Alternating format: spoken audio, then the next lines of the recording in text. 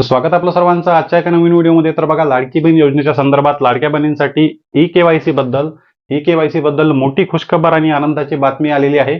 कारण भरपूर लाडक्या बहिणींची ई केवायसी होत नव्हती. त्या बहिणींना जो आहे तो मेसेज येत होता. ई-केवायसी करताना आधार क्रमांक टाकल्यानंतर मेसेज येत होता की तुमचा आधार क्रमांक दुरुस्तीच्या यादीमध्ये नाही. अशा प्रकारे त्यांना मेसेज येत होता असा मेसेज त्यांना येत होता. पण आता बघा, त्या लाडक्या बहिणींसाठी खुशखबर आहे. आता यापैकी काही लाडक्या बहिणींचे आधार क्रमांक दुरुस्तीच्या यादीमध्ये आलेले आहे आणि त्यांची केवायसी पूर्ण होत आहे. शासनाने जे आहे ते आता मार्च महिन्यामध्ये केवायसी दुरुस्तीची यादी अपडेट केलेली आहे. ज्या बहिणींचा आधार क्रमांकावर आधी केवायसी होत नव्हती, हा प्रॉब्लेम येत होता आता त्या बहिणींची ई-केवायसी पूर्ण होत आहे. त्याचबरोबर ई-केवायसी आता कशी करायची, ई-केवायसीची पूर्ण स्टेप बाय स्टेप प्रोसेस मी तुम्हाला या व्हिडिओमध्ये फर्स्ट पासून तर एकदम लास्ट पर्यंत, स्टार्टिंग पासून तर शेवटपर्यंत सांगणार आहे. केवायसी सबमिट करून दाखवणार आणि कोणत्या बहिणींचे आधार क्रमांक आता दुरुस्तीच्या यादीमध्ये आलेले आहे, कोणत्या बहिणींची केवायसी आता होऊ शकते, हा प्रश्न सुद्धा महत्वाचा आहे. तर या प्रोसेसमध्येच स्टेप बाय स्टेप जशी आपली केवायसी पुढे जाईल तसे तुम्हाला तुमच्या प्रश्नाचे उत्तर जे आहे ते समोर मिळणार आहे की कोणत्या बहिणींची केवायसी आता मार्च महिन्यामध्ये होत आहे. कारण बघा, केवायसी चुकली असल्यामुळे किंवा केवायसी झाली नसल्यामुळे भरपूर लाडक्या बहिणींची नोव्हेंबर, डिसेंबर, जानेवारी हप्त्यापर्यंत पैसे बंद झालेले आहे. पण आता त्या बहिणींची केवायसी झाल्यानंतर त्या बहिणींचा लाभ सुरू होणार आहे. तर केवायसी कशी करायची सर्वात आधी पहा, नंतर स्टेप बाय स्टेप केवायसी पुढे जाईल तसे तुम्हाला तुमच्या प्रश्नाची उत्तरं मिळतील.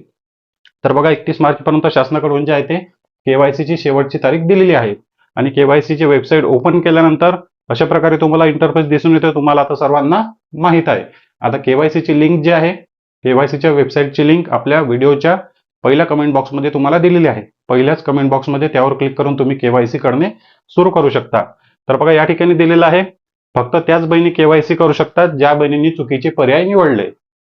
फक्त त्याच बहिणी केवायसी करू शकतात ज्या बहिणींनी चुकीचे पर्याय निवडले. तर या ठिकाणी केवायसी करा या ऑप्शनवर आपल्याला क्लिक करायचं आहे. या ऑप्शनवर क्लिक केल्यानंतर बघा, आता सेम पेज ओपन झालेलं आहे. या ठिकाणी आपल्याला टाकायचा आपला आधार क्रमांक. या ठिकाणी आधार क्रमांक टाकायचा. Same to same captcha code या ठिकाणी टाकायचा. कॅप्चा कोड टाकायचा. सहमती द्या आणि OTP पाठवा. मागच्या महिन्यामध्ये जेव्हा केवायसी करण्याचा प्रयत्न करत होतो तर त्यांना अशा प्रकारे मेसेज येत होता. मागच्या महिन्यामध्ये त्यांची केवायसी चुकलेली होती. मग केवायसी दुरुस्तीच्या यादीमध्ये आधी तो आधार क्रमांक नव्हता. फेब्रुवारी महिन्यामध्ये केवायसीचा प्रयत्न करत असताना त्यांना अशा प्रकारे मेसेज येत होता की तुमचा आधार क्रमांक दुरुस्तीच्या यादीमध्ये नाही. पण आता मार्च महिन्यामध्ये जेव्हा आधार क्रमांक टाकून पाहिला तर सरळ जो आहे तो त्यांना OTP गेला. सरळ OTP टाकण्याचा ऑप्शन आला आणि केवायसीची प्रोसेस त्यांची पुढे गेली. तर तुम्हाला जर अशा प्रकारचा ऑप्शन मागच्या महिन्यामध्ये आला असेल, मागच्या महिन्यामध्ये तुम्हाला हा मेसेज आला असेल तर की तुमचा आधार क्रमांक केवायसीच्या दुरुस्तीच्या यादीमध्ये नाही, तर वेबसाईटवर जाऊन आधार क्रमांक टाका, कॅप्चा कोड टाका, सहमती द्या, OTP पाठवा. कारण आता भरपूर लाडक्या बहिणींचे आधार क्रमांक केवायसीच्या दुरुस्तीच्या यादीमध्ये शासनाने टाकलेले आहे. मागच्या महिन्यात नव्हते, पण आता नवीन आधार क्रमांक केवायसीच्या दुरुस्तीच्या यादीमध्ये टाकलेला आहे. कारण जुनी केवायसी चुकली होती. मग चुकल्यामुळे दुरुस्तीसाठी शासनाने पुन्हा वेबसाईटवर संधी दिली. पण सर्वच लाडक्या बहिणींचे आधार क्रमांक अपडेट केले नव्हते. काही बहिणींचे आधार क्रमांक अपडेट केले होते. फक्त त्याच बहिणींची केवायसी मागच्या महिन्यामध्ये होत होती. पण आता नवीन अपडेट झालेली आहे. यादी सुद्धा आता अपडेट झालेली आहे. ज्या बहिणींची केवायसी मागच्या महिन्यात होत नव्हती त्या बहिणींची केवायसी आता या ठिकाणी होत आहे. पण एक या ठिकाणी प्रॉब्लेम आहे. ज्या बहिणींनी कधीच केवायसी केलेली नव्हती, ज्या बहिणींनी कधीच केवायसी पूर्ण केली नव्हती त्या बहिणींची केवायसी होत नाही. तुम्ही जर कधीच केवायसी सबमिट केली नसेल तर मग तुम्हाला हा ऑप्शन येणारच आहे. येतो. पण आता कोणत्या बहिणींचे आधार क्रमांक अपडेट झाले, तर ज्या बहिणींची केवायसी त्यांनी कधीतरी सबमिट केली होती, केवायसी चुकली होती, केवायसी चुकल्यामुळे लाभ बंद झाला. पण आता स्टेप बाय स्टेप शासनाकडून याद्या येत आहे. स्टेप बाय स्टेप केवायसीची दुरुस्ती केली जात आहे. काही बहिणींच्या याद्या फेब्रुवारी महिन्यामध्ये आल्या, तर त्यामुळे त्या फेब्रुवारी महिन्यामध्ये त्या बहिणींची केवायसी दुरुस्ती झाली. त्या बहिणींना जानेवारी महिन्याचा हप्ता सुद्धा आला. पण काही बहिणींच्या याद्या आता मार्च महिन्यामध्ये सुद्धा आलेल्या आहे. तर मार्च महिन्यामध्ये जर केवायसी झाली तर त्यांना फेब्रुवारी महिन्याचा हप्ता मिळेल. तर बघा, आता तुम्हाला जर अशा प्रकारचा प्रॉब्लेम येत असेल तर समजायचं की तुमचं आधार क्रमांक दुरुस्तीच्या यादीमध्ये नाही. पण आधार क्रमांक, कॅप्चा कोड आणि ही प्रोसेस करून पहा. कदाचित तुमचा आधार क्रमांक आता अपडेट झाला असेल. आणि OTP पाठवावर क्लिक केल्यानंतर बघा, लगेचच जे आहे ते OTPचं पेज ओपन झालेलं आहे. तुमच्या आधार क्रमांकाला लिंक असलेल्या मोबाईल नंबरवर एक OTP येईल. तो 6 नंबरचा OTP तुम्हाला या ठिकाणी टाकायचा आहे. 6 नंबरचा OTP आपण टाकला या ठिकाणी सबमिट करायचं. सबमिट केल्यानंतर बघा आता केवायसी सोपी आहे. फक्त 2 प्रश्न आहे. पती वडिलांचा आधार क्रमांकाची आता या ठिकाणी गरज नाही. कोणत्याच बहिणींना नाही. पती असेल, वडील असेल तरी पण पती वडिलांचा आधार क्रमांक लागत नाही. पती वडील नसेल तर आता प्रश्न सुटला. फक्त लाडक्या बहिणीच्या आधार क्रमांकावरूनच जे आहे आता केवायसी पूर्ण होत आहे. तर बघा 2 प्रश्न या ठिकाणी आहे. सर्वात पहिला प्रश्न या ठिकाणी विचारण्यात आलेला आहे की तुमच्या कुटुंबामध्ये कोणी स्थानिक स्वराज्य संस्था किंवा सरकारी नोकरीवर आहे का? आता प्रश्न बघा सोपा आहे.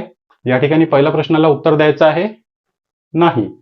तुमच्या कुटुंबात कोणी सरकारी नोकरीवर नाही किंवा कोणत्याच सरकारी विभागामध्ये कार्यरत नाही. तर या ठिकाणी नाही या ऑप्शनवर आपल्याला क्लिक करायचं. त्यानंतर दुसरा प्रश्न सुद्धा सेमच आहे. त्या कुटुंबामध्ये कोणी सेवानिवृत्तीनंतर पेन्शन पेमेंट घेत आहे का? घेत असेल तर हो, घेत नसेल तर नाही. या ठिकाणी सुद्धा नाही हे ऑप्शन आपण सिलेक्ट करू.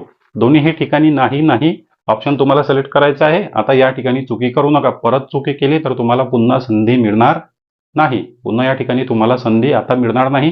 दोन्ही प्रश्नाचं उत्तर पुन्हा एकदा सांगतो. दोन्ही प्रश्नाचं उत्तर डोळे लावून नाही बटनवर क्लिक करायचं, जसं मी तुम्हाला करून दाखवलं.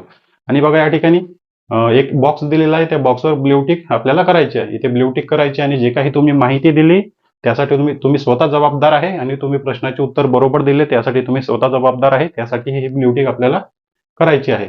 आणि त्यानंतर आता दोन्ही प्रश्नाचे उत्तर दिले आणि आपण OTP टाकून वगैरे प्रोसेस पूर्ण केली तर या ठिकाणी आपल्याला सबमिट बटनवर क्लिक करायचं आहे. सबमिट बटनवर क्लिक केल्यानंतर बघा आता eKYC पूर्ण झालेली आहे. असा ग्रीन कलरचा तुम्हाला पॉपअप येईल की तुमची eKYC आता पूर्ण झालेली आहे. ग्रीन कलरचा पॉपअप तुम्हाला आला. तुम्हाला परत एकदा तुमचा आधार क्रमांक चेक करून घ्यायचा आहे. समाधानासाठी परत एकदा आधार क्रमांक चेक करायचा. परत वेबसाईट ओपन करायची. या ठिकाणी आधार क्रमांक टाकायचा. या ठिकाणी आधार क्रमांक टाकायचा. Same to same captcha code टाकायचा. सहमती द्या. OTP पाठवावर क्लिक केल्यानंतर तुम्हाला ग्रीन कलरचा पॉपअप परत येईल. ग्रीन कलरचा पॉपअप आला याचा अर्थ तुमची KYC सक्सेसफुल सबमिट झालेली आहे. तुम्हाला आता काळजी करण्याची गरज नाही. तर बघा याद्या जे आहे ते पुन्हा या महिन्यामध्ये अपडेट व्हायला सुरुवात झालेली आहे. ज्या बहिणींच्या याद्या मागच्या महिन्यात अपडेट झाल्या नव्हत्या त्या बहिणींचा आधार क्रमांक आता मार्च महिन्यामध्ये दुरुस्तीच्या यादीमध्ये यायला सुरुवात झालेली आहे आणि त्या बहिणींची अशा प्रकारे आता KYC पूर्ण होत आहे. अजूनही बघा त्या बहिणींसाठी KYC अजूनही सुरू झालेली नाही ज्या बहिणींनी कधीच KYC केलेली नव्हती. शासनाकडून ही अपडेट शासनाने द्यायला पाहिजे. जसं आता या बहिणींसाठी संधी दिली, KYC दुरुस्त, KYC चुकली होती त्यामुळे स्टेप बाय स्टेप यादी अपडेट होत आहे. मागच्या महिन्यात ज्या बहिणींचा नंबर लागला नव्हता त्या बहिणींचा नंबर या महिन्यामध्ये आलेला आहे. तर त्या बहिणींना कदाचित लगेचच आता फेब्रुवारी महिन्याचा वाटप काही दिवसानंतर होऊ शकतो. जर तुम्ही 1-2 दिवसात KYC केली तर लगेचच तुम्हाला फेब्रुवारी महिन्याचा वाटप होईल. पण ज्या बहिणींनी कधीच KYC पूर्ण केलेली नाही त्या बहिणींची KYC आता होत नाही. त्या बहिणींसाठी अजूनही संधी आलेली नाही. त्या बहिणी जेव्हा आधार क्रमांक टाकतात तेव्हा त्यांना असं सांगितलं जाते की KYCच्या दुरुस्तीच्या यादीमध्ये नाही. त्याचं कारण हेच आहे की तुम्ही कधीच KYC सबमिट केलेली नव्हती. तुम्ही जरी KYC चुकीची केली असती तर शासनाच्या KYCच्या रेकॉर्डमध्ये तुमचा आधार क्रमांक गेला असता.